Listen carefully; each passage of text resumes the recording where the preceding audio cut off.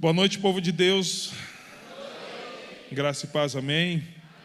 Meus amados, e eu gostaria de hoje compartilhar com vocês uma palavra. O tema é despenseiros de Deus. Quando eu falei, até a Adélia falou: qual vai ser o tema? Eu falei: despenseiros de Deus. Eu falei: mas o que é isso? O que é um despenseiro? Vamos primeiro para o texto, depois a gente vai para a aplicação, para o entendimento do que é um despenseiro. Tito capítulo 1, versículo 5 ao 9. Por esta causa te deixei em Creta. Por essa causa ele deixou quem em Creta? Tito. É a carta que a gente está lendo. Para que pusesses em ordem as coisas restantes, bem como em cada cidade constituísse presbíteros conforme te escrevi. E vamos colocar aqui, parafrasear, com líderes, amém? Pedi que vocês constituíssem líderes, conforme te escrevi. Alguém que seja irrepreensível, marido de uma só mulher, que tenha filhos crentes, que não são acusados de dissolução, nem são insubordinados. Porque é indispensável que o bispo, ou seja, que o líder, seja irrepreensível como despenseiro de Deus, não arrogante, não irascível, não dado ao vinho, nem violento, nem cobiçoso de torpe ganância. Antes hospitaleiro, amigo do bem, sóbrio, justo, piedoso, que tenha domínio de si, apegado à palavra fiel, que é segundo a doutrina, de modo que tenha poder tanto para exortar pelo reto ensino, como para convencer os que contradizem. Contradizem o quê? O ensino. Amém. O que é um despenseiro? Despenseiro vem da palavra grega oikonomos, ou oikonomos, que é um substantivo masculino. E o que é um oikonomos, um despenseiro? É o administrador de casa ou de assuntos domésticos.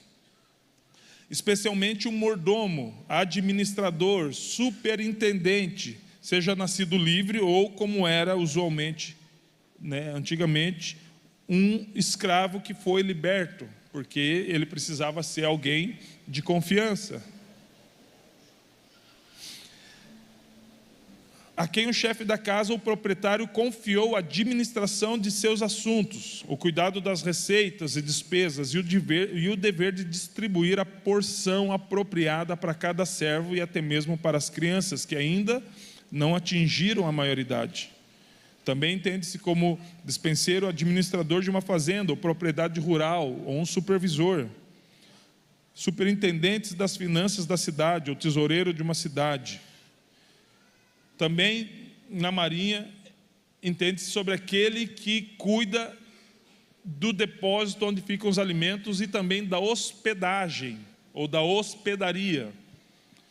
Também entende-se como despenseiro aquele que tem a chave da despensa de Deus. E o que é uma despensa? É onde você guarda alimento. Despenseiro é alguém que Deus, no contexto aqui que a gente está falando, é alguém que Deus confiou a chave. Lembra que Jesus disse que eis que vos dou a chave do reino. Então, somos dispenseiros, temos uma chave que foi confiada por parte de Deus a nós, para cuidar da despensa de Deus, para cuidar do lugar onde é armazenado o alimento do Senhor. E também cuidar da hospedagem, de hospedar, de acomodar pessoas. Como líderes, somos dispenseiros de Deus. Administramos o cuidado, a alimentação e a acomodação das pessoas dos life groups. Somos dispenseiros, e todo dispenseiro ele precisava ser alguém de altíssima confiança. Você confiaria a chave do lugar de mantimento da sua casa para alguém que você não confia? Você entregaria uma das principais chaves da sua casa para alguém que não tem capacidade ou maturidade de administrar ou de usar de uma boa forma aquela chave? Responde aí, querido, não é pegadinha não. E por que Deus teria que entregar? Porque Deus é amor. Mas isso não justifica o fato, porque Ele não entregou isso a todo mundo.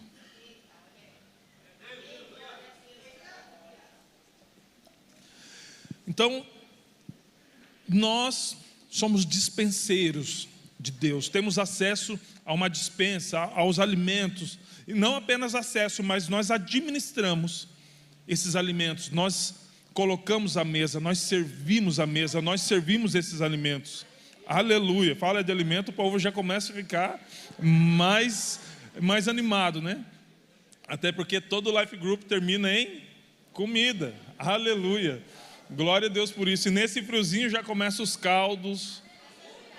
Olha aí, ó. Vai ter as festas caipira, que vai ter... O que tem de quente lá para comer? Não, para comer. Cachorro-quente tem o ano todo. Pinhão, aleluia. Arroz doce. Canjica, nossa. Já como que é o nome daquele arroz doce que a tua tia faz, Adriele? Cadê? É, arroz doce, tem um nome, mas porque ele é bem cremoso, né? Bem diferente do normal. É gourmet, mas é fera. Eu lembro da época do arroz doce na minha escola. Tinha mais arroz do que doce. E eu acho que eles não sabiam que era leite condensado, né? Eu também não, porque eu comi muito arroz doce e não sabia que era leite condensado. Hoje, com a gourmetização das coisas... lembrei o nome. É arroz doce nevado, é isso? Que tem um negócio mais, sei lá, se é clara em neve, um negócio muito cremoso que fica muito bom. Fica melhor do que o bom. Fica excelente demais. Então, canjica, né? Quando você pega aquela paçoquinha, coloca na canjica ali, aleluia. Então, olha, começou, a gente fala de Jesus, da palavra dele, não tem glória a Deus assim, mas fala de comida, os irmãos começam a animar. Vigia na terra, varão. Somos despenseiros de Deus, querido. Só que essa comida que eu estou falando não é exatamente a comida do Life Group. Não é exatamente a comida, né, embora seja muito bom, né, ter aquele momento de comunhão no final, mas não é exatamente essa comida que eu estou falando. Eu estou falando daquela comida que Jesus disse aos discípulos. De quando ele estava falando com a mulher samaritana, eles foram comprar comida, e Jesus falou, não é essa comida. A comida que o Pai tem a dar a comer não é essa comida. Eu estou falando de algo espiritual. Eu estou falando de que Deus, ao nós nos sermos responsabilizados como dispenseiros de Deus, Deus nos responsabiliza em alimentar outras pessoas. Então não é apenas ter acesso, não é apenas ter confiança, não é apenas ter privilégio, mas é ter a responsabilidade de alimentar um povo. Lembra quando os discípulos chegaram?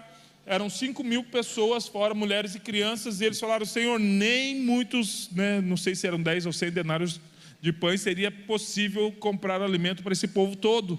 Na verdade, não tem nem onde comprar todo esse alimento, então, e vai ser meio negligente dispensar eles, com fome.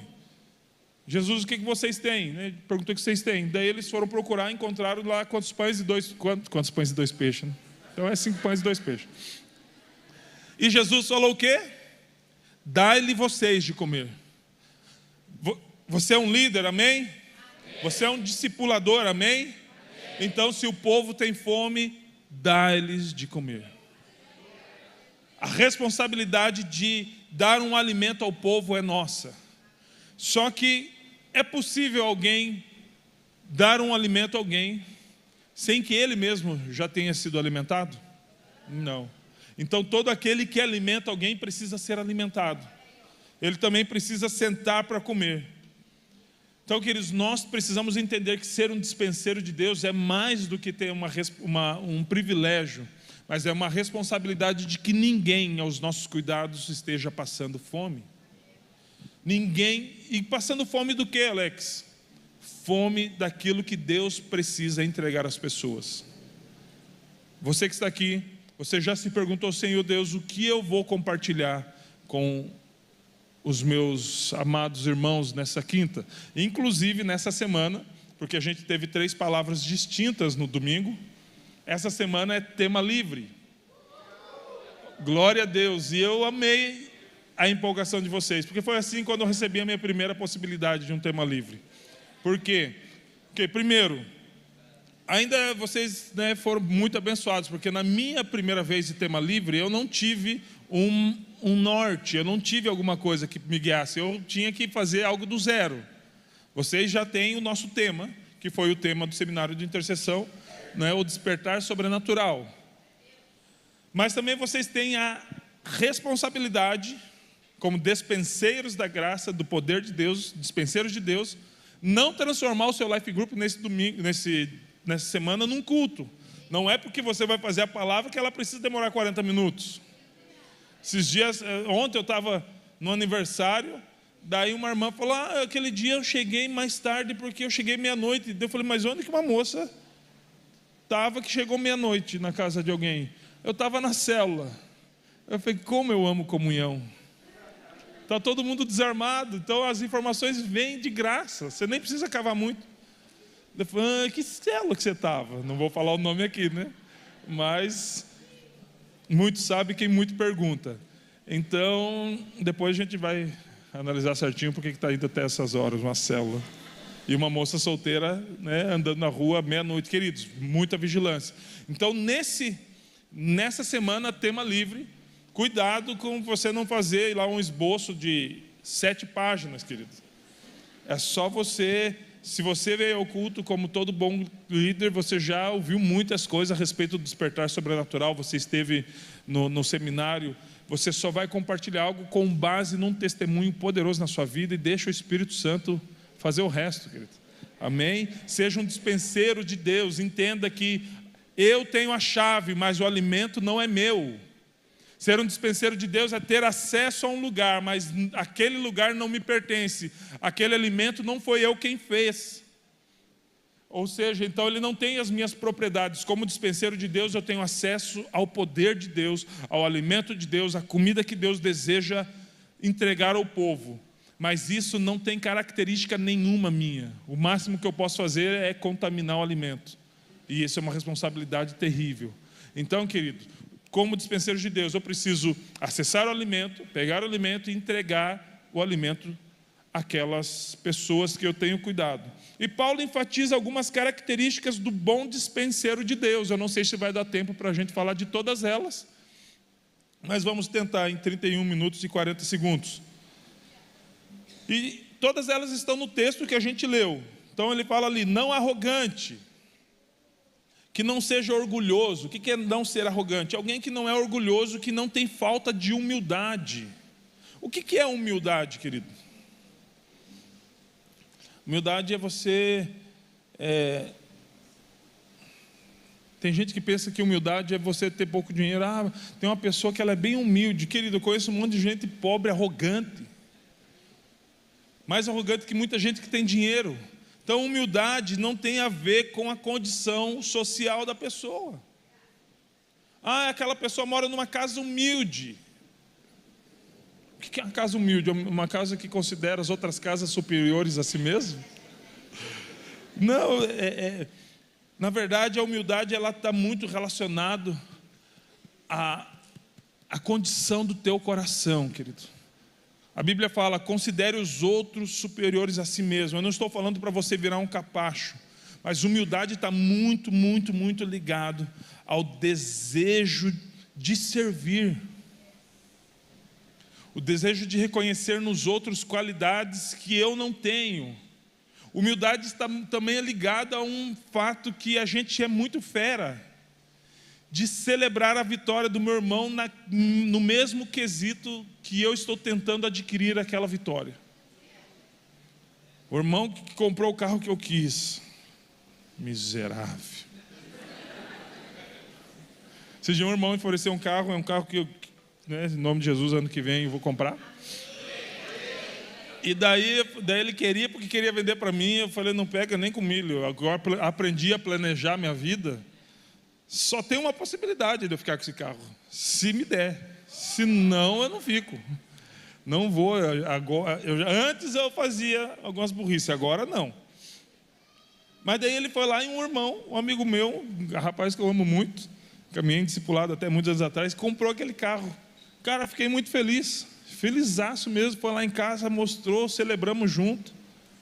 Por quê? Porque ainda que fosse algo que eu queria, mas o meu irmão conseguiu antes de mim, eu preciso me alegrar com o meu irmão. A Bíblia diz: se alegre com quem se alegra e chore com quem chora. Eu não preciso voltar para dentro de casa, meu Deus, está doendo demais. Não é a definição total e máxima de humildade, querido, mas é uma das características. O arrogante é aquele que serve com o desejo de agradar a si mesmo. Ele é o centro daquilo que ele deseja agradar. Então, ele sempre vai servir, vai trabalhar, vai fazer as coisas com o desejo de agradar a si mesmo, porque ele é egocêntrico.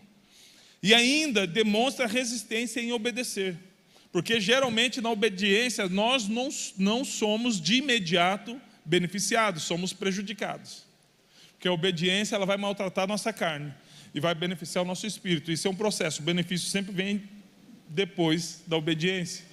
Então, geralmente ele deseja agradar a si mesmo e demonstra resistência em obedecer, ainda que diga sim. Não, eu vou obedecer, eu entendi. Aquele entendi que a gente fala, tomara que sim. Só que ele repete o mesmo erro voluntariamente, porque ele disse sim da boca para fora, mas no coração ficou remoendo. E é terrível quando diz sim no lugar de segurança, no lugar de discipulado, no lugar de uma boa liderança, mas daí na roda dos escarnecedores ele fala, só fiz porque ele parou de encher o saco. Terrível. Tem como eu ser dispenseiro de Deus assim? Não, porque Deus não vai confiar a chave da dispensa dele. E a dispensa dele está totalmente ligada ao que está escrito em Malaquias 3,10. Que ele abriria o quê? As comportas da onde? Dos céus. São os depósitos dos céus. Deus te deu a chave desses depósitos, se você se enquadrar nisso aqui. E muitas vezes repete o mesmo erro voluntariamente com o pretexto de que sou a si mesmo. É o síndrome de Gabriela. É Gabriela? Você está sabendo, não?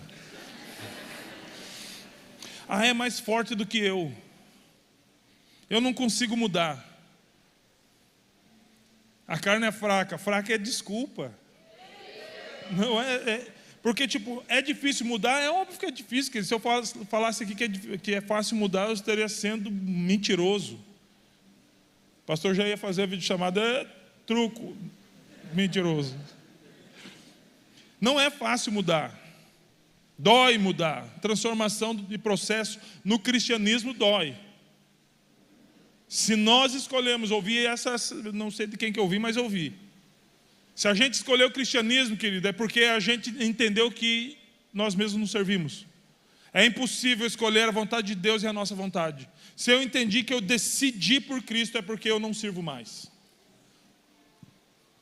E muitas pessoas estão abandonando o cristianismo porque o cristianismo é um lugar onde, na verdade, a gente ora, seja feita a sua vontade. Mas muitas vezes lá no fundo eu queria que a minha fosse feita. Então, tipo, cristianismo, querido, não estou falando de igreja, estou falando de cristianismo. Mas óbvio que aqui na igreja o que nós fazemos é cristianismo. Não tem como eu colocar nessa mesma fonte um pacote de sal para sair um pouquinho de água doce e outro salgado. Não tem como. Nós precisamos entender que, por mais que seja difícil, por mais que seja dolorido a mudança, é necessário.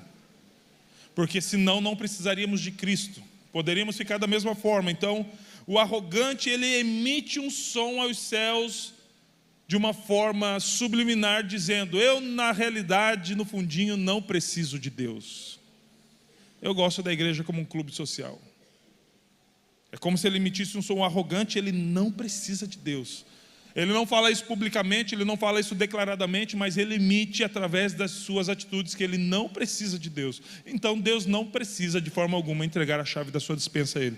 Não será um dispenseiro de Deus, logo será irrepreensível. Também uma das características é não irascível. E aí você sabe de onde eu fico tirando das palavras difíceis, né?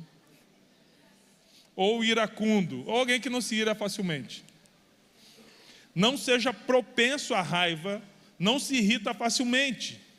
A Bíblia até diz que não se ponha o sol sobre a sua ira. Fique brabo, mas não deixa virar o dia sobre a sua ira. Marido e mulher que estão, não durmam de bunda um com o outro. Não perca a bênção. Muito frio, né? Você que é solteiro, durma com os anjos.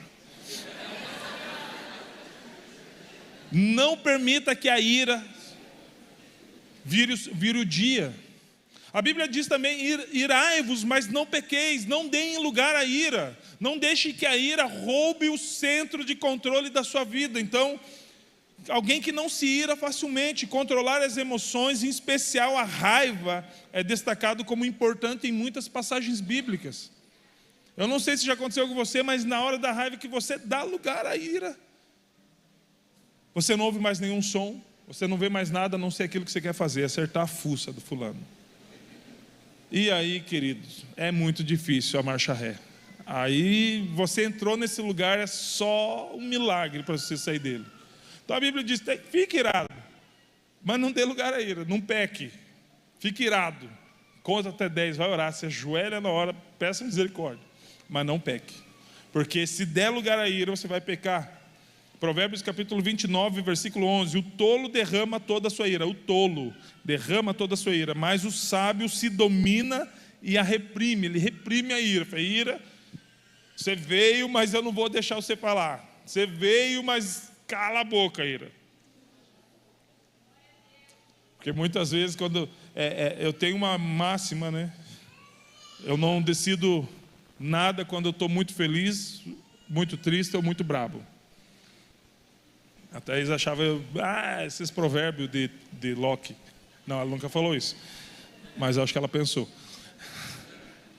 Mas é uma verdade, porque quando as nossas emoções estão muito no limite, se a gente toma uma decisão, a gente tem uma forte tendência de se arrepender depois. Uma forte tendência de se arrepender depois. Eu já vi isso acontecer, até com cargos ministeriais. Não, eu gostaria de voltar, eu me arrependi. Que bom que você arrependeu, glória a Deus pela tua vida, que você foi tocado por... Eu queria voltar no mesmo lugar. Eu falei: não, você saiu desse lugar, agora você precisa reconstruir. E aí é os frutos do arrependimento que às vezes não aparecem, ou demoram para aparecer. Então não se ire facilmente, querido. Seja alguém que o sábio domina, se domina. A Bíblia diz que não domina os outros, se domina. Nós não estamos aqui para dominar pessoas, mas dominar nós mesmos, amém? Então se domine e reprime a ira, querido. Eu sei que tem hora que na mordida da ovelha a gente dá uma vontade de... Vou confessar um pecado aqui publicamente falando. Se você gosta de animal, guarde seu coração para comigo. Uma vez o Giovanni morava em casa ainda, né? Aqui em Guaratuba. Eu falei: Giovanni, eu estou vendo Nutella comendo alguma coisa ali. Eu não gosto que ele coma dentro de casa, né? Antes eu não gostava que ele ficasse dentro de casa. Daí perdi essa batalha. Daí ele falou: é só um papel. Eu falei: mas mesmo assim eu não quero, porque senão ele costuma roer as coisas. Nessa raça é terrível. Quem teve Beagle sabe. A Valéria até que entregou ele para a gente, né? Arrependi de ter pegado aquele cachorro. Daí eu levantei e fui lá ver. Eu falei: Giovanni, você está ruim na generosidade, né? O papel que você falou que ele está comendo é um envelope de oferta. Você não reconheceu o envelope de oferta. Daí quando me toquei era o pagamento do vídeo do complexo ainda. O primeiro vídeo que a gente fez tinha 500 conto lá dentro. Eu peguei o cachorro, joguei na parede. Eu dei lugar a ele. Estou abrindo meu coração, me arrependi e pedi perdão para ele. Eu não sei se ele liberou o perdão para mim, porque ele não falou nada. Mas graças a Deus ele ficou bem, não precisou, não teve nada assim de problema nenhum. Me redimi com a dona dele. E daí fui no banco tentar trocar o dinheiro que ele tinha comido. Graças a Deus o cara falou: você levou sorte que tem 51% da nota. Só tinha isso, 51%. Metade mais um pouquinho. Mas, querido, e se fosse uma criança e eu tivesse o mesmo ímpeto? Entendeu? Então, não é porque é um cachorro que é justificável. Me arrependi depois. Me acertei com ele. Então, o sábio se domina. O sábio se domina. Querido, e não tem, acho que, um lugar mais propenso para a gente deixar a nossa ira nos tirar do local correto onde a nossa mente precisa estar, do que o que a gente chama de relacionamento interpessoal. Quer ser provado nas suas emoções? Lide com gente. E aqui o que a gente faz? Lidar com gente. a todo momento, 100% do tempo, lidar com gente. Então precisamos muito, muito mesmo saber, sermos sábios e nos dominarmos. 3, não dado ao vinho. A irmã ali do crentão que falou da festa caipira.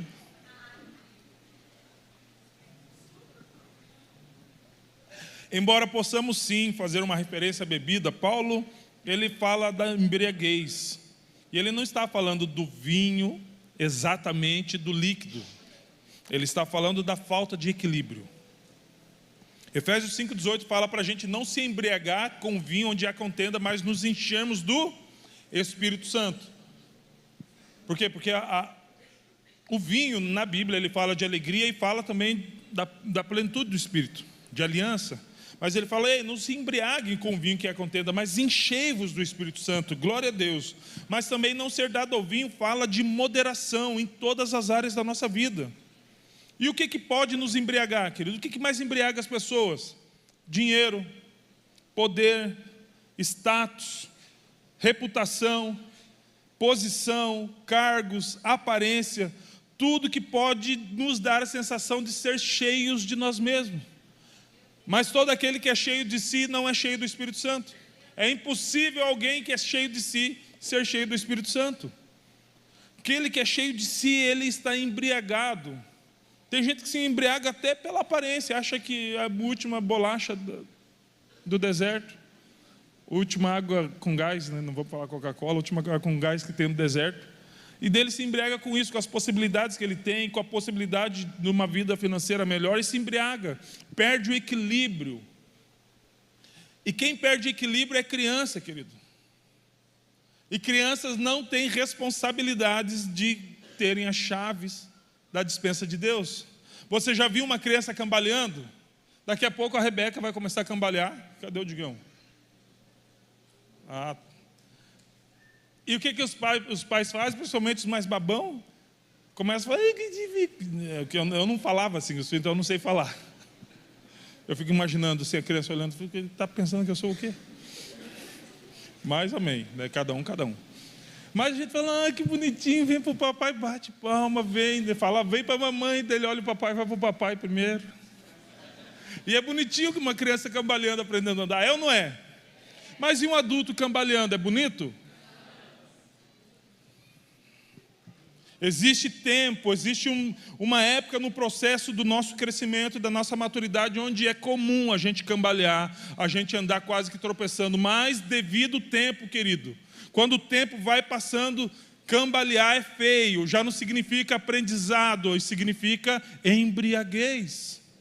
Então precisamos entender se a nossa inconstância, os nossos tropeços é um significado de nós sermos neófitos, novos convertidos, alguém que é recém-batizado, ou sermos teimosos em crescer, em permitir que a palavra habite ricamente em nosso coração, de modo que a gente amadureça e passe a fazer veredas retas para os nossos pés, para que ninguém tropece.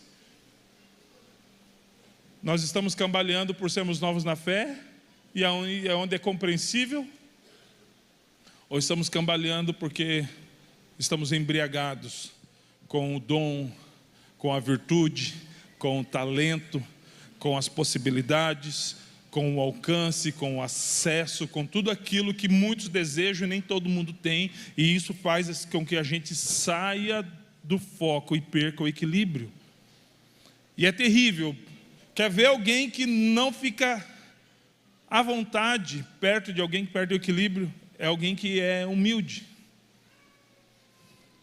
Porque provavelmente o que perde o equilíbrio sempre vai estar tentando de alguma forma tirar vantagem do humilde. Então, querido, quem é cheio de si não pode ser cheio do Espírito Santo. Então Deus nos deu um espírito de moderação.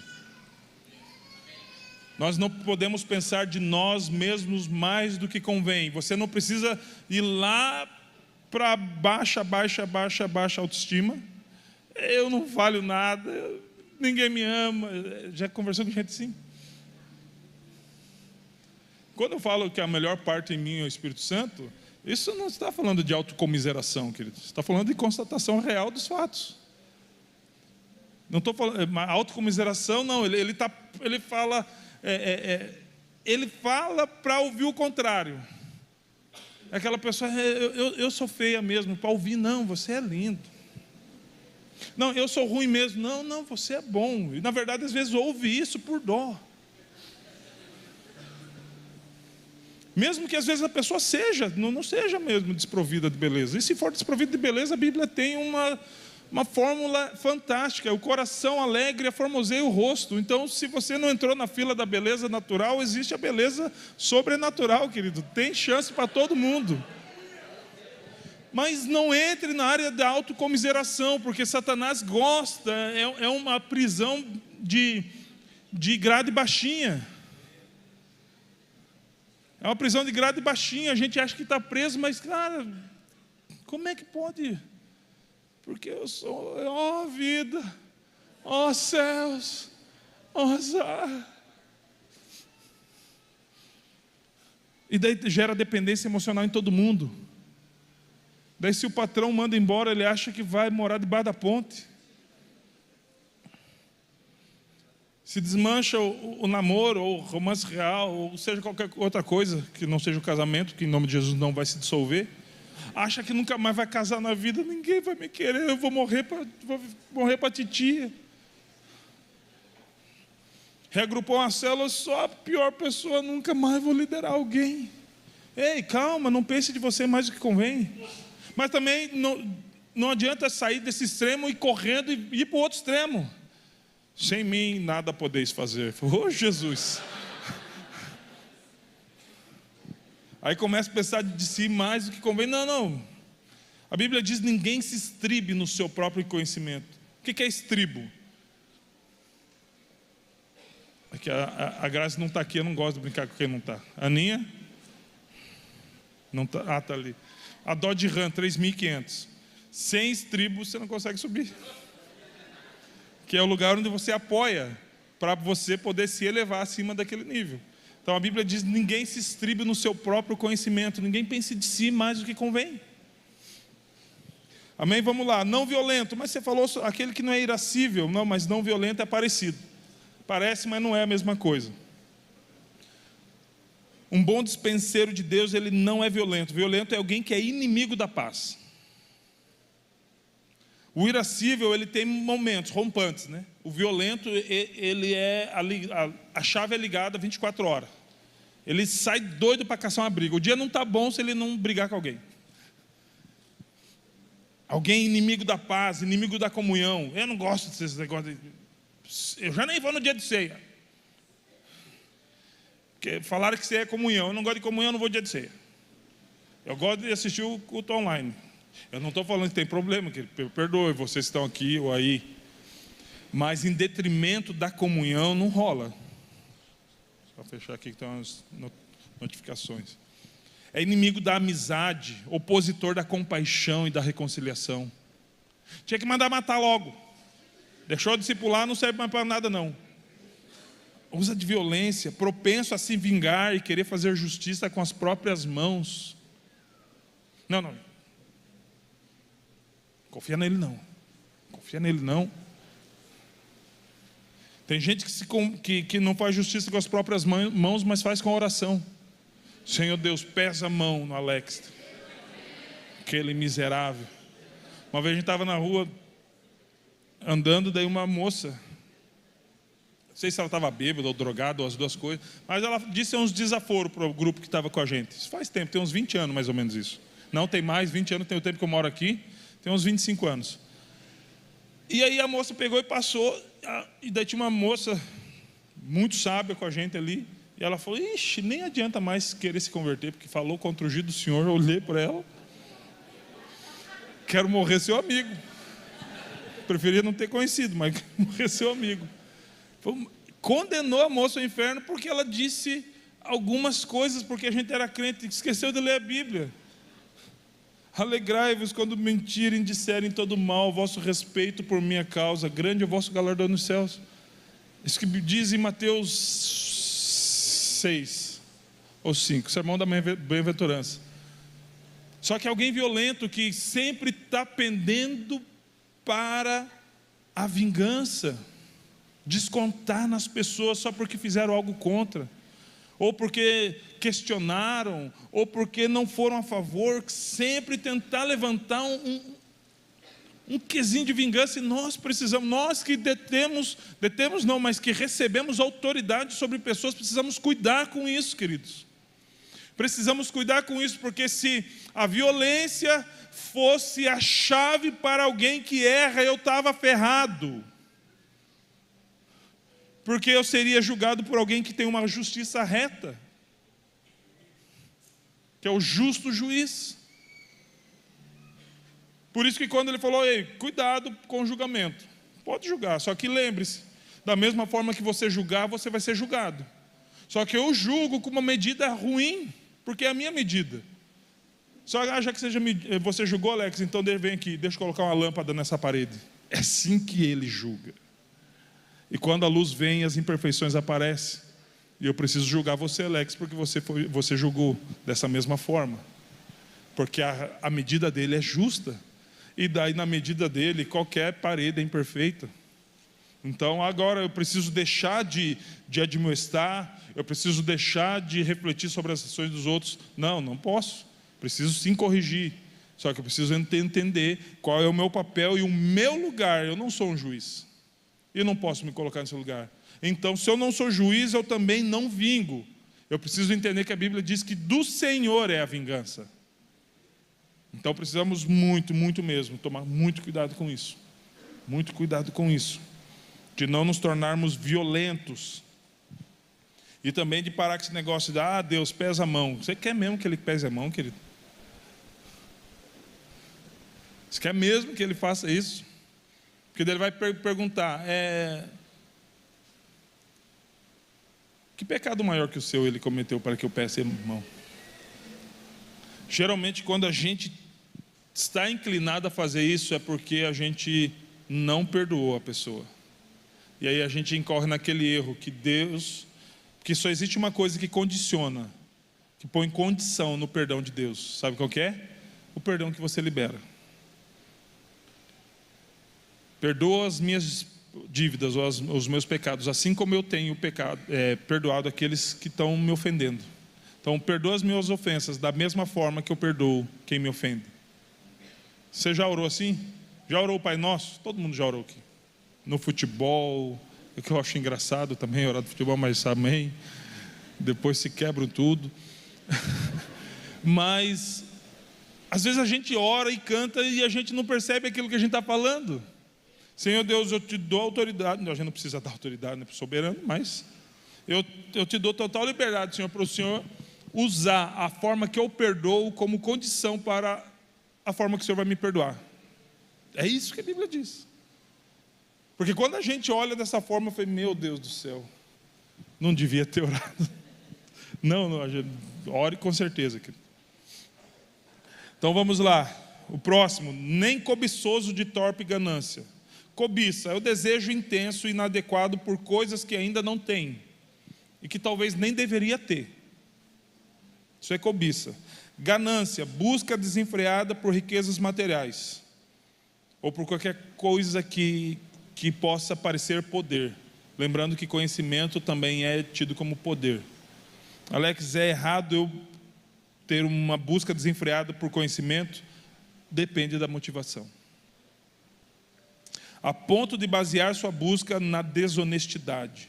Tem gente que é tão ganancioso que ele não está nem aí se o irmão vai sofrer, se o cliente vai sofrer para que ele ganhe. E aí a gente entra no ganho desonesto. Lauro pregou aqui há 2 semanas atrás, ele falou sobre a questão do vinho e também falou de ganho desonesto. Cobrar preço justo.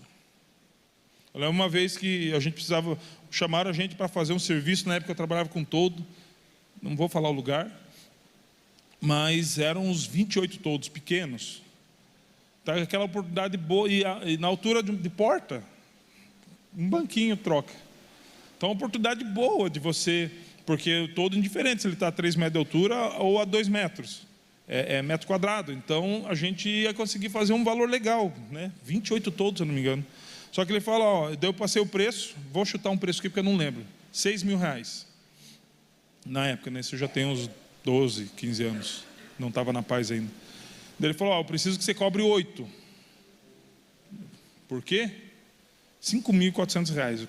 O cara tem certeza que é. Preciso que você cobre 8.400. Precisa colocar 3.000 acima. Por quê? Foi porque essa é a nossa parte. Eu falei, eu posso, do valor real, dar uma comissão para vocês. Eu falei, não, você não entendeu. Só presta serviço aqui quem a gente deixa. O nosso patrão, ele não vai ver o orçamento. Nós vemos o orçamento e o que a gente falar para o patrão está ok. Porque a gente vai dar o aval sobre o serviço, falando que o serviço é bom, e sobre o preço. Levei um choque. E daí foi, que bacana, mas não vai rolar. E cara, o cara era crente, cara. Não, porque não dá para ser uma comissão de 10%, porque R$500 não dá para a gente dividir. Todo mundo aqui leva o seu pedaço do bolo. Foi sério, cara. Grande parte dos serviços náuticos são assim, aqui. Daí eu falei, não vai rolar. Teve um outro cara que falou, Alex, eu preciso pegar da seguradora. Então tem como você colocar 30, e eu preciso daí, é uma oportunidade de eu ganhar, tem como você colocar no orçamento e me dar a nota num valor que vai dar aí 30% a 40% acima do valor real do serviço. Falei, cara, eu estou precisando, era meio do ano, baixa temporada, aquele período legal assim, né, que a gente depende só de Deus. Daí eu falei, cara, não vai rolar, me perdoe. Eu tenho muitos erros, mas esse eu não vou cometer. Não dá para eu cobiçar algo com base na desonestidade e quebras de princípios morais e bíblicos. Eu creio que, eu não posso fazer algum serviço que a minha esposa não vá se orgulhar de mim, meus filhos, que eu não possa ensinar aos meus filhos. Tive muitos erros e errei muito com cliente, mas nunca fazer algo desse tipo. Nunca fazer algo desse tipo.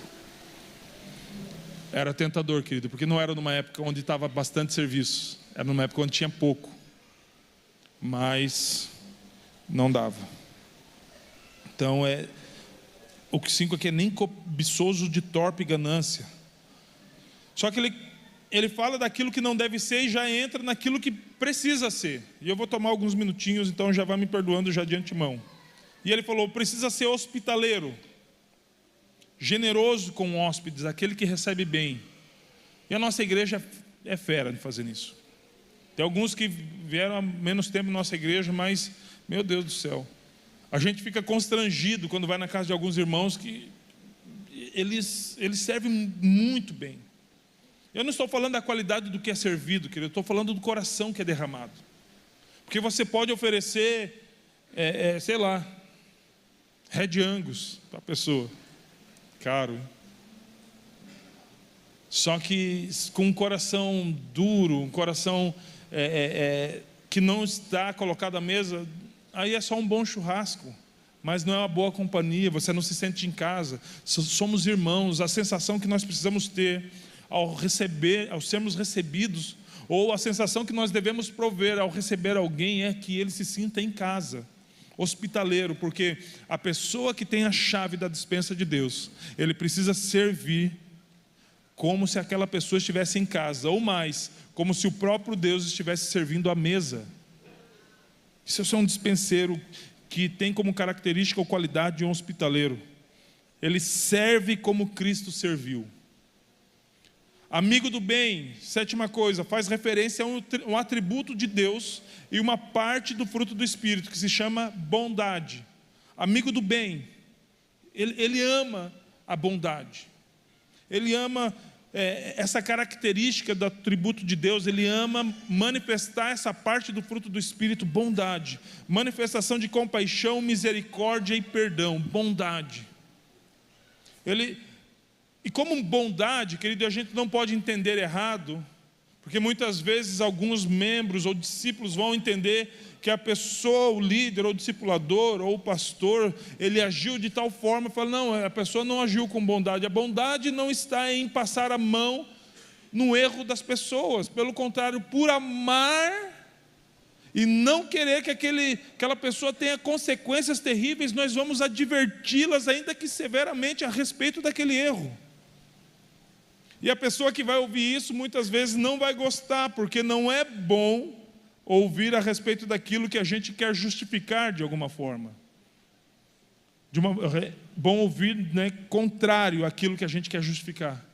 Só que quando a gente é repreendido, quando alguém fala, cara, você está errado, isso vai trazer sofrimento para você, vai trazer sofrimento para a sua família, e a gente olha e fala, meu Deus do céu, eu não queria ouvir isso, não é legal de ouvir isso, só que o fruto disso, o resultado dessa repreensão pode ser bom, e com certeza será bom. Então isso é bondade, é fruto do amor, é característica de Deus, e é fruto do Espírito. A característica, o atributo de Deus faz parte da natureza de Deus, o fruto do Espírito faz parte da natureza de Deus implantada no homem.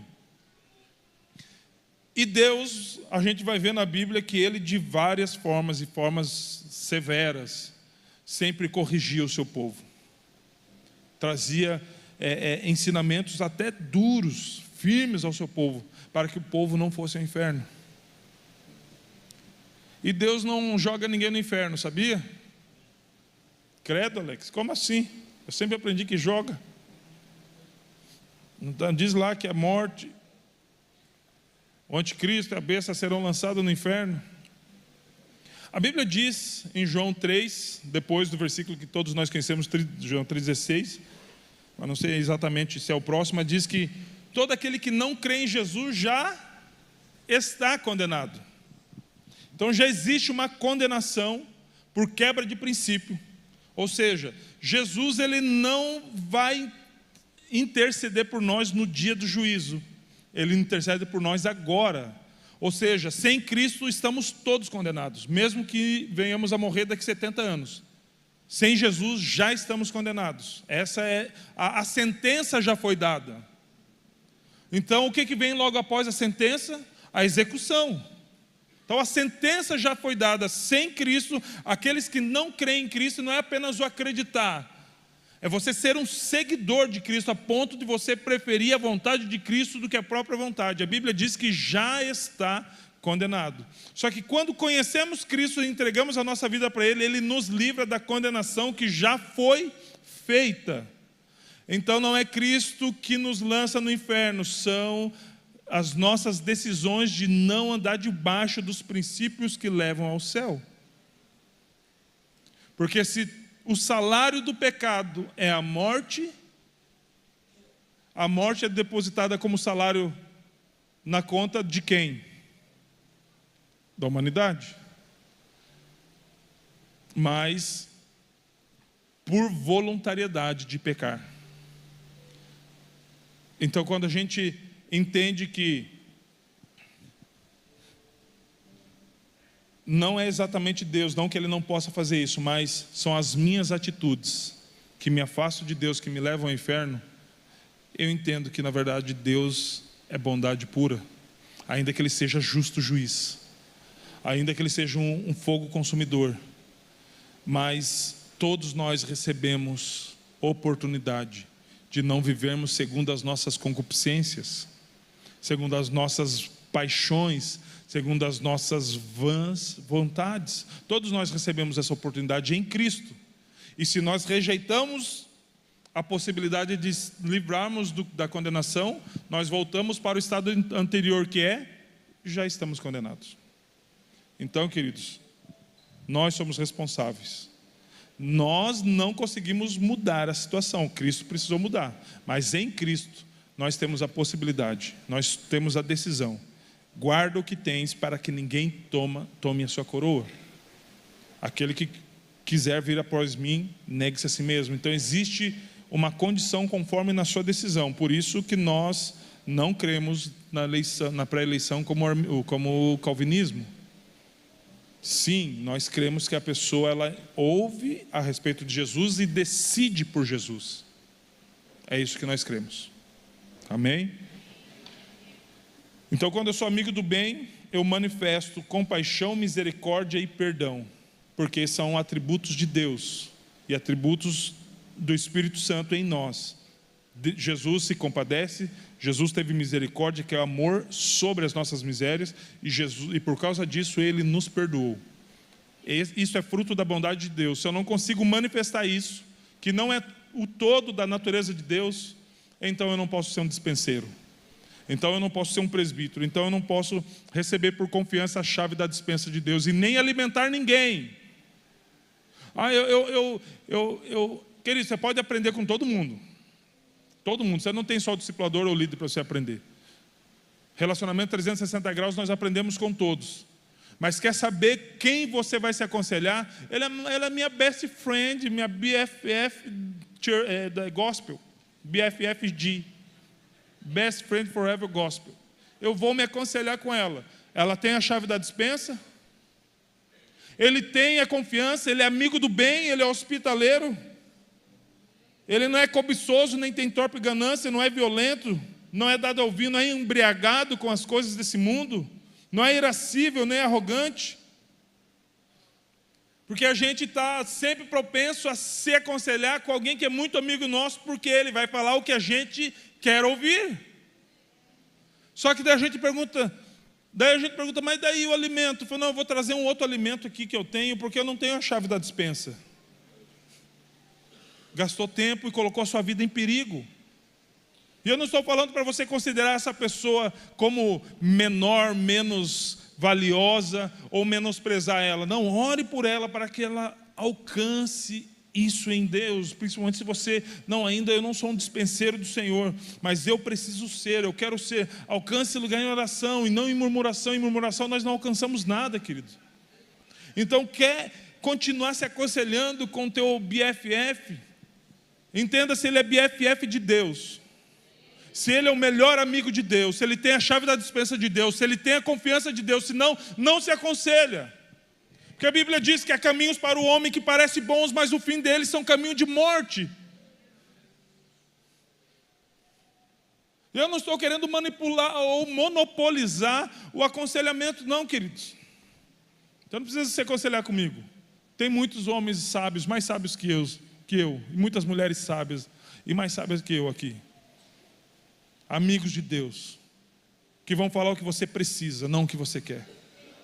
Que não vão aconselhar com base na amizade que você tem com essas pessoas, vão aconselhar com base na amizade que ela tem com Deus.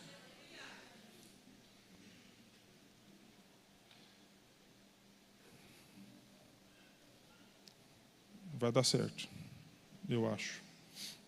Sóbrio, o sóbrio é o não dado ao vinho, já vimos isso acima. Justo, que observa os princípios divinos, correto, virtuoso, inocente, sem culpa. Alguém é sem culpa? Temos alguém sem culpa aqui? Claro que temos. Ele levou sobre si as nossas culpas, querido. Nós não somos justos, mas fomos justificados em Cristo. Tem alguém sem culpa aqui? Sim, está sobre Jesus. Se você se arrepender dos seus pecados, das suas falhas, as suas culpas estão sobre Jesus. Porque o perdão de Jesus é perdoar o que você fez e assumir sobre ele o que você fez. Funciona assim o perdão de Jesus. Então alguém justo e ser inocente, sem culpa e sem pecado é só através de Jesus, da justificação em Cristo Jesus. Mas essa justificação é manifesta através da nossa conduta. É através da nossa conduta que é manifesta essa justificação em Cristo Jesus.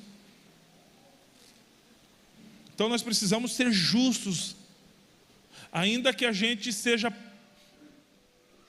prejudicado, a justiça precisa ser aplicada.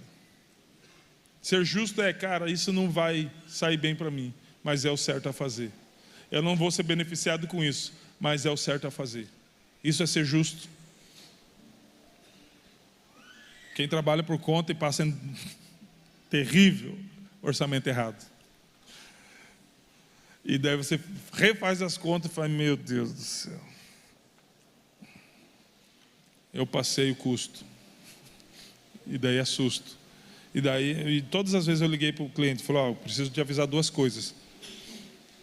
Eu passei um preço errado para o senhor. Esse preço está muito abaixo do preço que deveria ser. E eu estou avisando não porque eu quero corrigir. Eu passei. Eu estou passando, falando para que o senhor não passe para as outras pessoas. Achei alguém que cobra barato. Não, eu cobrei errado, me perdoe. Então Não leve em consideração isso. E eu já tive clientes que falam, não, qual que seria o valor justo? Tal valor, mas eu não estou cobrando esse valor, eu vou pagar. Porque eu encontrei alguém mais justo. Piedoso, livre de maldade, aquele que preza pelas obrigações morais, puro, santo. Puro não é ser virgem, principalmente para vocês que são. Tem muito virgem, muita menina virgem, que é mais impuro do que o Tietê. E eu conheci pessoas que tiveram 15, 16, 20 pessoas que se deitaram e em Cristo se tornaram puras. Conheço pessoas que tiveram filhos com os pais diferentes e conseguiram serem purificadas pelo sangue de Jesus. A pureza está muito mais na tua condição de virgindade ou não. Está ligado ao seu coração, à inteireza do coração. Está ligado à sua mentalidade. Se sempre está fazendo algo segundo as intenções, pejorativamente ou não, isso não vale apenas para quem é solteiro, querido. Santo. A piedade é expressada através de ações de amor, compaixão e temor a Deus. Que tenha domínio de si, o que refreia a sua língua, que consegue dominar a sua língua, que tem domínio próprio. Não lembro quem que falava, mas era uma americana, aquele que falava demônio próprio. Aquele que não tem domínio próprio tem demônio próprio. Carimbado, esse é meu. É só analogia, isso não é bíblico. Que faz o máximo para que as suas ações sejam controladas pelo Espírito Santo. Me segura, Espírito Santo, porque senão eu vou descer a mão na cara desse cara. Me segura, Espírito Santo. Eu falei, não, você que se segure, querido. Gálatas 5:24. Os que são de Cristo Jesus crucificaram a carne, com suas paixões e os seus desejos. Se vivemos no Espírito, andemos também no Espírito. Estou cheio do Espírito, aleluia. Mas se não anda no Espírito, é empolgação, emocionalismo, sensacionalismo. Se não consegue refrear as paixões, os desejos e a língua, não crucificou. Talvez crucificou a carne, mas desceu da cruz. Pegou uma cruz de velcro, arrancou o braço da cruz, desceu o braço no irmão. Os que são de Cristo Jesus. Como eu sei quem é de Cristo Jesus? Como eu sei se eu sou de Cristo Jesus? Crucifiquei a carne com as paixões e os meus desejos carnais, imorais, mundanos, levianos. Se eu sou de Cristo Jesus, eu preciso estar com a minha carne, meus desejos crucificados. E aí eu passo a viver no Espírito, e não apenas viver, mas andar no Espírito. Aonde eu for, a minha conduta, a minha jornada, aquilo que eu faço, aquilo que eu sou, aquilo que eu falo, aquilo que eu expresso, precisa ser marcado pelo Espírito Santo. O velho homem vai ressuscitar algumas vezes, querido. Ele tem esse dom. Mas ele precisa morrer tão rápido quanto ele ressuscita. Porque senão ele vai tomar conta da gente. E por último, não menos importante, e esse seria o tema da palavra, mas preferi não. Apegado à palavra fiel. E queridos, por que é por último não menos importante? Porque se não tiver isso aqui, lascou-se. Se não tiver isso aqui, lacou-se mesmo. Complicou-se. Coloque de pé. Eu tenho falado algumas vezes, eu desaprendi a pregar com esboço impresso, que eu fazia isso dentro da Bíblia, mas faça o máximo para você usar uma Bíblia de papel. Não tenho nada contra, eu uso a Bíblia eletrônica. Está aqui, está aqui.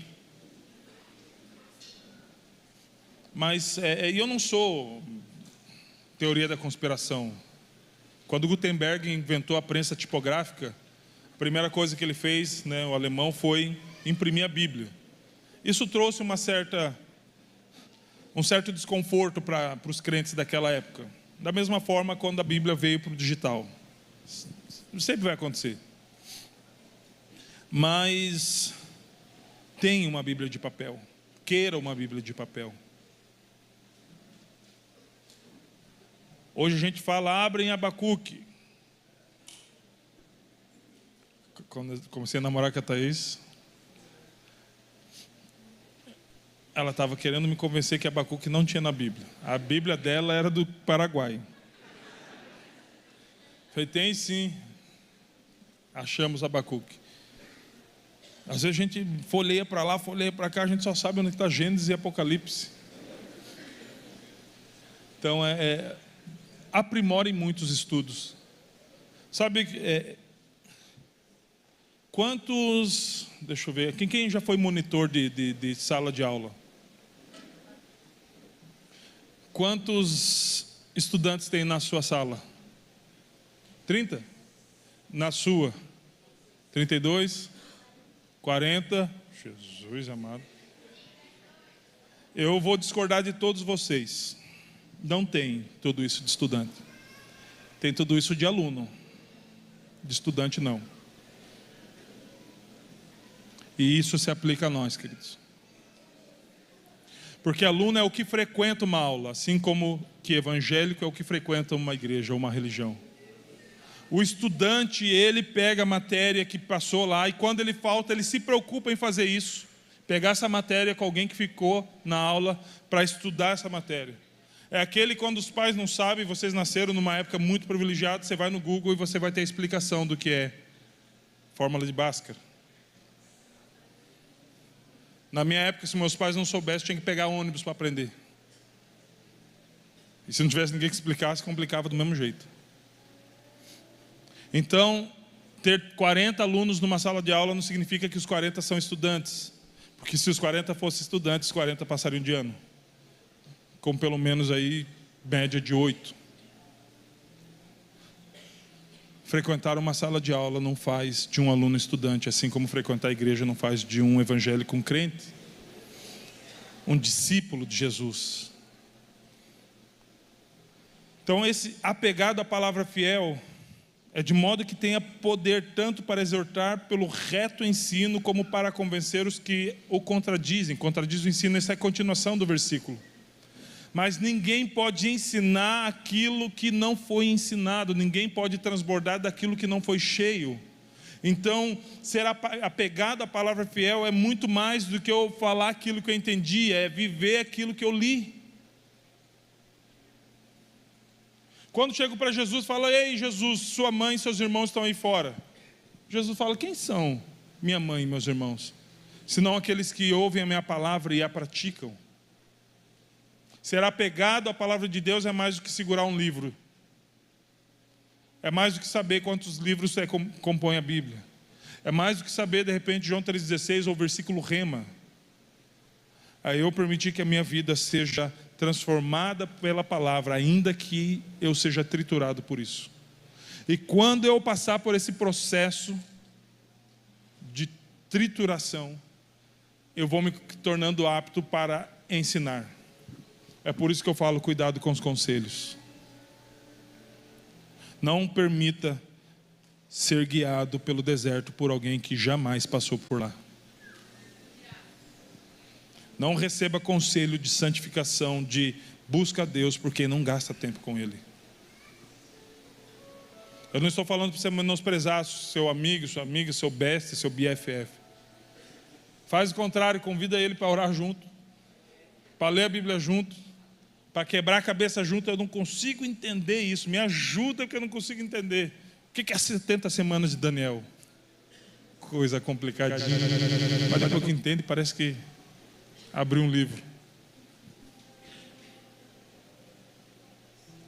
Entendeu, querido? Então é apego à palavra. 2 Timóteo 2,15 diz, procura apresentar-te a Deus aprovado, como obreiro que não tem do que se envergonhar, e que maneja bem a palavra da verdade. Manejar bem a palavra da verdade é muito mais do que pregar com eloquência nos púlpitos, ou seja lá onde for. Fazer lives de pregação, e não tem problema disso. Na pandemia fizemos bastante disso. Manejar a palavra de Deus é entender que fala manejar, faz referência a uma espada. E a espada, ela tem quantos gumes? Quantos fios? 2. Por quê? Porque ela corta em mim primeiro. Manejar bem a palavra é saber que eu fui triturado, dilacerado, cortado, até cair as tripas para fora, para depois eu usar ela com alguém. Manejar bem a palavra de Deus é entender quem Deus é, quem eu sou nele. É entender que se Ele me pede algo conforme a sua palavra, eu preciso fazer. Que eu vou encontrar na Bíblia muito mais coisas que me deem um certo desconforto, mas que me levem para a eternidade, do que uma caixinha de promessa. Manejar bem a palavra de Deus é característica principal de um dispenseiro de Deus, de alguém que vai servir, porque a principal fonte de alimento é a palavra. E como eu terei uma chave para alimentar alguém daquilo que eu não me alimento? Ser dispenseiro de Deus, do poder, da graça de Deus, é transbordar de algo que Ele se permitiu ser cheio. Alex, é para poucos? Não, é para todos. É para quem merece? Não, é graça, é favor imerecido. Se fosse por merecimento, a chave seria minha. Não, ela foi confiada a mim. Por isso que a Bíblia diz: aquele que é confiado, muito mais ainda lhe será requerido. Porque eu vou precisar dar conta daqueles alimentos que eu retirei dali, e o que eu fiz com eles. Mas na minha concepção, eu vou precisar prestar uma conta muito maior se a despensa está cheia e as barrigas estão vazias. Deus tem nos dado acesso a essa despensa, querido. E é sobre isso essa situação. O povo ainda tem fome, e a mesma mensagem continua: dai-lhe voz de comer. Por que eu não tenho chave que acessa essa despensa? Por que eu ainda não tenho essa possibilidade de dar alimento aos povos? Sou eu quem decide? Não, Alex, estou esperando você dizer, ou meu líder de rede dizer, se eu estou aprovado na entrevista de novo líder. Estou esperando eu virar um líder em treinamento. Você sabe por que Paulo levou Timóteo? Porque Timóteo estava fazendo alguma coisa para Jesus ver. Quando o pastor nos chamou para que a gente desse continuidade no pastoreio da igreja, algumas pessoas vieram para mim e falaram: Alex, você alcançou o que você tanto sonhou e batalhou para ter. Eu falei: eu nunca sonhei com isso. Eu nunca batalhei por isso. Eu nunca servi por causa disso. Nossa, mas eu sempre vi você envolvido. Querido, não prestei em lugar nenhum. O mínimo que eu podia fazer é ser um instrumento na mão de Deus, cara. O mínimo que eu podia fazer é fazer o mesmo que fizeram por mim. Eu nunca. Minha esposa está aqui. Ela até tinha um sonho, eu não. Nós não estamos procurando preparados. Deus não procura preparados. Eu já falei, o pastor já falou, o apóstolo Nathanael falou no final de semana. Ele procura disponíveis. Estou disponível, Alex. Não é com palavras que nós estamos vendo se você está disponível ou não. A árvore não fala. A árvore dá fruto.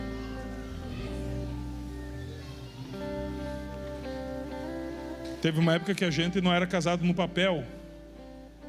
Então a gente não podia servir numa ministração, principalmente em púlpito. Não que a gente buscasse isso, ou na liderança de alguma coisa. Mas eu sabia que eu tinha um púlpito, sabe onde que era? Nas ruas. Sempre estava servindo, ainda que eu precisava acertar a nossa situação, mas eu estava servindo, fazendo alguma coisa. Sempre fazendo uma coisa. Me faz disso melhor? Não, me faz menos pior. Porque eu entendi que, cara, eu não posso ficar como um gato ligado nesse poste de energia que é a igreja, só sugando algo que não me custa nada. Uma ligação clandestina. Não, eu preciso gerar alguma coisa. Então, ei, dispõe-te. Seja uma fonte onde você estiver. Eu não posso prometer que todos aqui serão líderes, é o nosso desejo, mas eu não posso prometer isso. Está ligado ao chamado do Senhor, está ligado à tua disponibilidade. Mas uma coisa eu posso dizer: se você se permitir, você pode ganhar muitas pessoas para Jesus. E eu vou dizer que, se a Bíblia diz que uma alma vale mais que o mundo inteiro, o que mais? O que pode ter mais de valor do que isso? A gente estava no aniversário das Gêmeas. Misericórdia, estão com 3 anos já. Eu estou ficando velho. E aí a mãe dela, agora eu já falei, não das gêmeas, mas ela falando, eu não sou uma crente de verdade. Eu falei, por quê? Eu vivo dando na trave. Meu Deus, eu vivo errando. Daí eu peço perdão para o Senhor, daí de repente eu dou outra trave. Mas daí eu me arrependo, vou para o Senhor chorando. Eu falei, bem-vindo. Eu não estou falando de iniquidade, querido, de ficar fazendo de conta que se arrepende, e achando que Deus está fazendo de conta que não vê. Não, não é isso. Eu vi sinceridade e um brilho nos olhos dela. E ela já ganhou mais pessoas que alguns líderes que eu conheço, mesmo não sendo líder.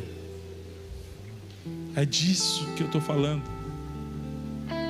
De alguma forma a sua vida ser um reflexo do céu, para que outras pessoas possam ver.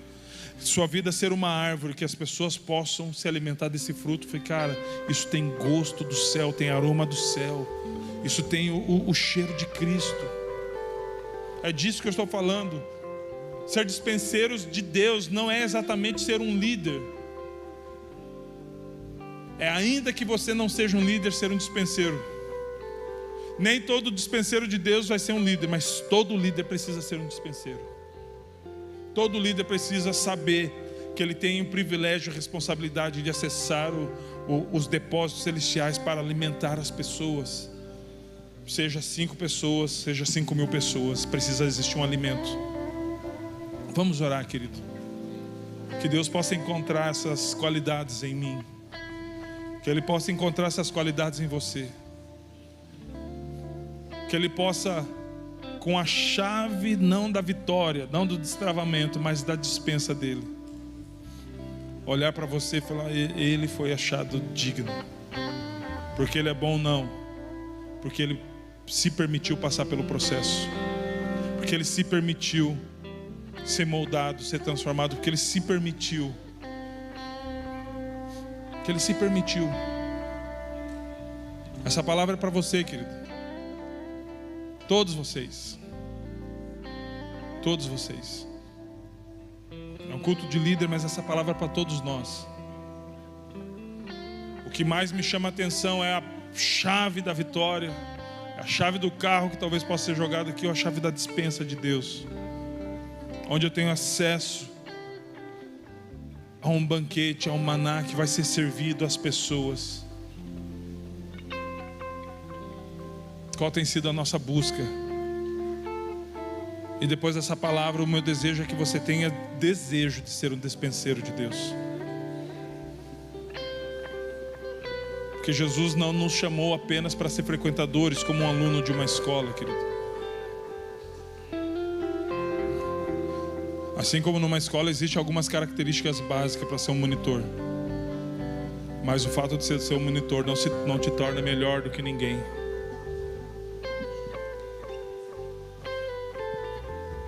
Mas os requisitos para se tornar um dispenseiro é muito mais vantajoso. Muito mais vantajoso. Deus conta contigo, com cada um de vocês. Ele tem pensamentos gigantescos a seu respeito. E um deles é de que você se torne um dispenseiro. Agora eu lhe pergunto, o que está lhe impedindo de receber esse privilégio do Senhor? O que está te impedindo de você ser colocado nesse lugar? O que está te impedindo de que você tenha essa chave? O que está te impedindo de ser alguém que alimenta a multidão? Talvez você ainda esteja na multidão, mas o que está te impedindo de ser aquele que reparte o pão, que multiplica o pão na sua mão e alimenta as multidões? Eu não estou falando de ser um líder life group. Eu estou falando de você ser uma influência onde você está. Estou falando de você ser influente na sua escola, no seu trabalho, na sua vizinhança, na sua faculdade, aonde você estiver. Aonde você estiver, o que as pessoas podem receber de você vem da dispensa de Deus ou vem do armarinho da vida comum? Senhor Deus,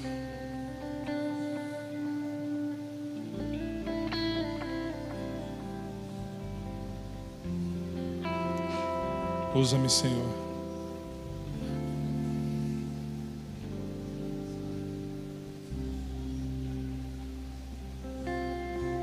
Sonda-me, Senhor, e me conheces. Quebranta o meu coração. Transforma-me conforme a tua palavra e enche-me até que em mim se ache só a ti. Então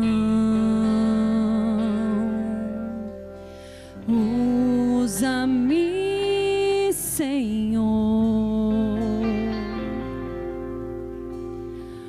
Usa-me como um farol que brilha à noite, como ponte sobre as águas, como abrigo no deserto, como flecha que acerta o alvo. Eu quero ser usado da maneira que te agrade em qualquer hora, em qualquer lugar. Eis aqui a minha vida, usa-me, Senhor, usa-me. Senhor, eis-nos aqui, Pai. A nossa vida está derramada em seu altar hoje, Pai. Em sua presença, Pai amado. Senhor Jesus, ser dispenseiro do Senhor, Pai, não exige nada além da nossa confiança e entrega, Pai. É apenas isso, confiança e entrega no Senhor, Pai. Senhor Deus, já entregamos, Pai. Administramos coisas tão terríveis quando não te conhecíamos, Pai. Hoje o Senhor nos chama para administrar os seus recursos, administrar a sua despensa, Pai. Administrar, Pai, os alimentos que são entregues, Pai, às pessoas. Senhor Deus, que possamos ser achados prontos e dignos para isso. Senhor Deus, que o Senhor possa encontrar em nosso coração um coração, Pai, parecido, Pai, com o coração que o Paulo escreveu a Timóteo, Pai, com aquelas qualidades, Pai amado. Que a gente não venha se embriagar, Pai amado, com aquilo que nós temos, Pai. Na verdade, tira tudo que possa nos embriagar, Senhor Deus. Senhor Deus, que a arrogância que muitas vezes cerca o nosso coração possa ser afastada de nós, Pai. Nós não queremos ser achados como aqueles que não precisam do Senhor. Pelo contrário, Pai, nós queremos colocar a nossa dependência em Ti e não em pessoas, Senhor Deus. Senhor Deus, faz em nossa vida conforme a Sua vontade, Pai. Que não sejamos, Pai, irascíveis, Pai, violentos, vingadores, Pai amado. Senhor Jesus, nos ajuda, Pai amado, a compreender a Sua vontade, que possamos nos tornar hospitaleiros, amigos do bem, pessoas que, Pai amado, manifestam os atributos do Senhor, Pai, e o fruto do Seu Espírito Santo.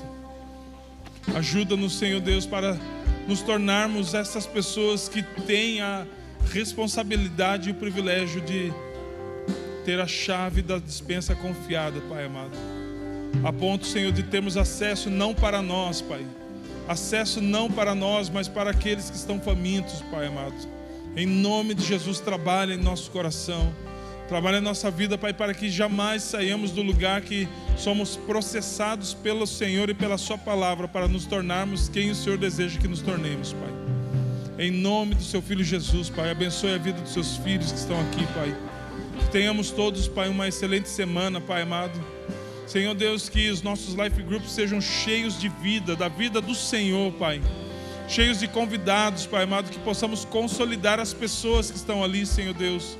Que possamos, Pai, fechar a porta de saída dos nossos life groups, Pai. Senhor Deus, que possamos, Pai, ganhar, Pai, alcançar o perdido sem perder aqueles que foram achados, Pai amado. Em nome de Jesus, nos ajuda, Senhor Deus, no processo de consolidação daqueles que já foram confiados e alcançados, Pai amado. Em nome de Jesus, que possamos ser pessoas que se dispõem ao trabalho, Pai, ainda que não tenhamos muitas habilidades, Pai, muitos predicados, Senhor Deus, como algumas pessoas procuram, mas que a nossa disponibilidade possa ser, Pai amado, usada para benefício do Seu reino. Que venhamos a somar junto com os nossos líderes, Pai. Que os nossos ombros possam estar debaixo dos ombros deles, Pai amado, que eles não venham desfalecer, pelo contrário. Que possamos, Senhor Deus, juntos, Pai, ganhar mais uma batalha por dia, Senhor Deus, até que toda Guaratuba, Pai amado, seja ganha para o Senhor Jesus.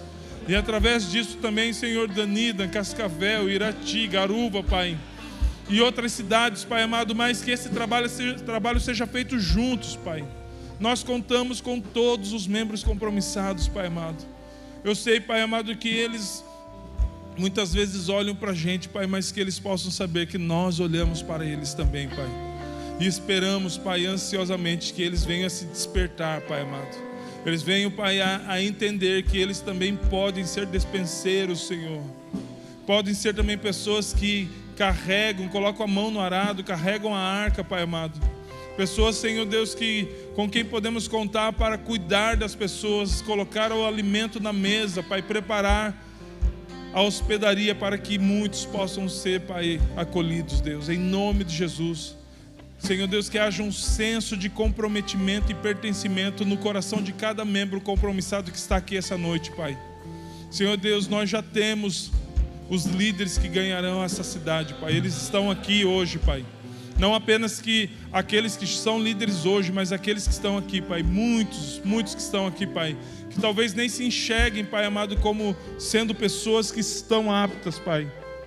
Mas se elas estão disponíveis, Senhor Deus, então Guaratuba será pequena para o mover do Senhor sobre essa cidade. Senhor Deus, que essas pessoas que vêm tadel após tadel a este lugar, Pai amado, que elas se levantem, Pai, juntamente, Pai, com os seus líderes, para cuidar dessa cidade, para amar essa cidade, para ganhar essa cidade, Pai, para a glória do seu nome, Pai. Eu te peço e te agradeço, Senhor Deus. Amém, amém, amém. Aleluia. Aplauda Jesus, querido. Glória a Deus. Glória a Deus.